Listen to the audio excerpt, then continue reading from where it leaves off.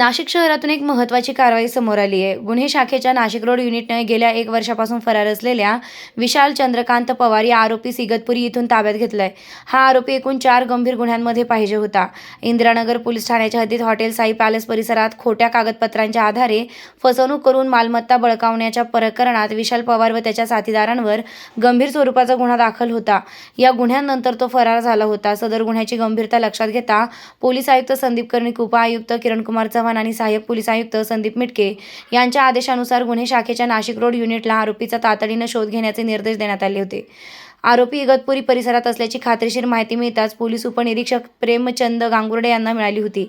त्यानुसार पोलीस पथकाने इगतपुरीतील घाटनादेवी परिसरात साई कार हॉटेलजवळ सापळा रचून विशाल चंद्रकांत पवार यास शिताफीने अटक केली. आरोपीस पुढील कारवाईसाठी इंदिरानगर पोलीस ठाण्याच्या ताब्यात देण्यात आले आहे.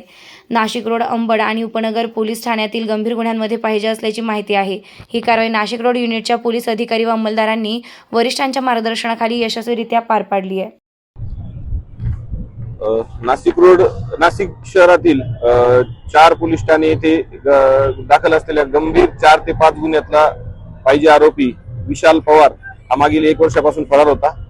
त्याबाबत त्याचा शोध घेण्याबाबत माननीय पोलीस आयुक्त संदीप कर्णिक सर, माननीय पोलीस उपायुक्त सर किरणकुमार चव्हाण सर, तसेच माननीय सहाय्यक पोलीस आयुक्त संदीप मिटके सर यांनी गुन्हे शाखेच्या सर्व पथकांना आदेश दिले होते. त्याचा तपास माहिती घेत असताना तो इगतपुरी येथे असल्याबाबत नाशिक रोड गुन्हे शाखेच्या अंमलदारांना माहिती मिळाली होती.